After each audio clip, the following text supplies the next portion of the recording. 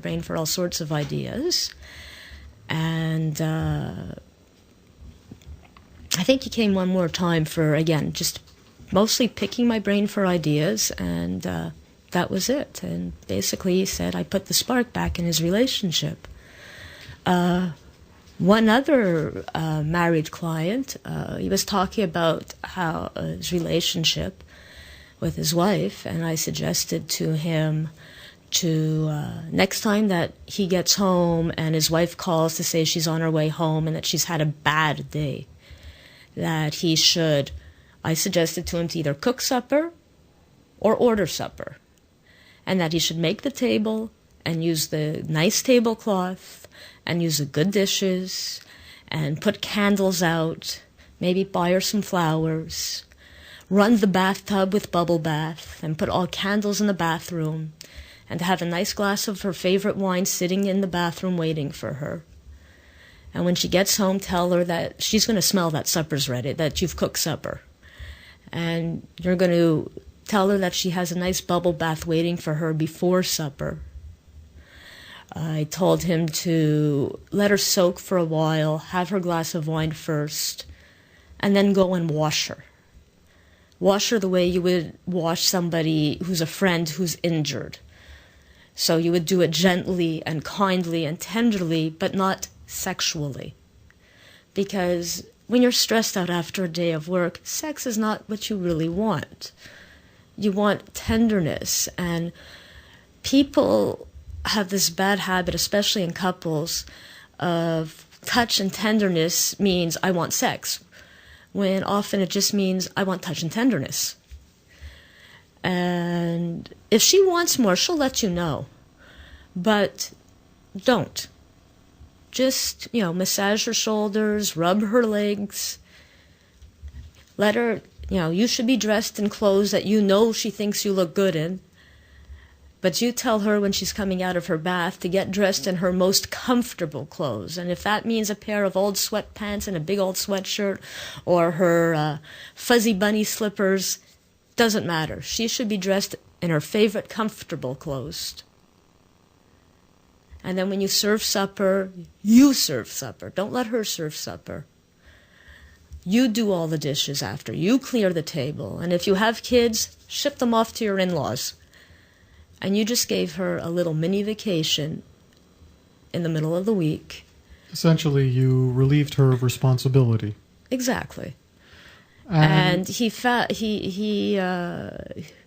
next time I saw him, he told me that it worked like a miracle. And she asked, why, what happened? Why are you doing this? It was like kind of weird on him. And he said, he told me his answer. He was very proud of it. He answered, because I realized you deserved it, which I thought was a really sweet answer.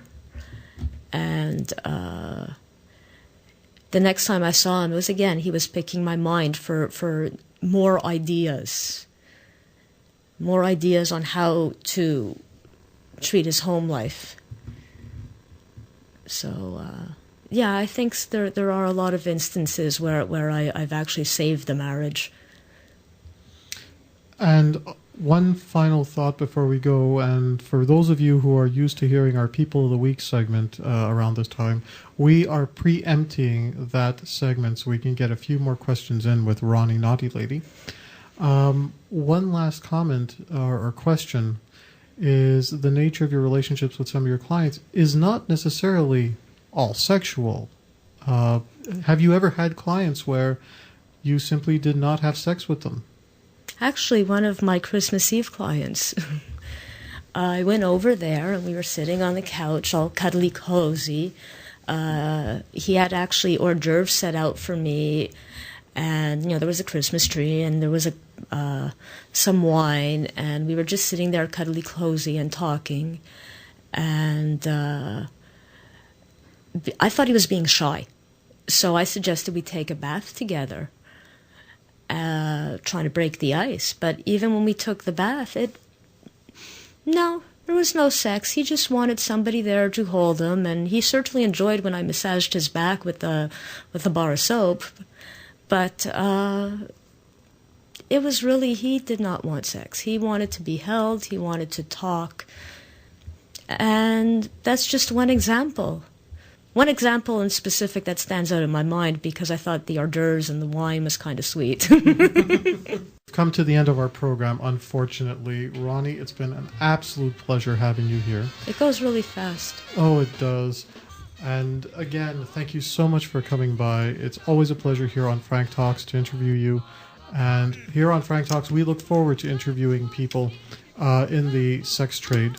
And we've just run out of time. Anything goes here on Frank Talks, Pleasures and Lifestyles.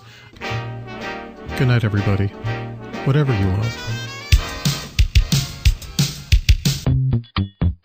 Frank Talks is sponsored in part by Everything Out of Her Mouth is a Test, a man's guide to the emotional needs of women.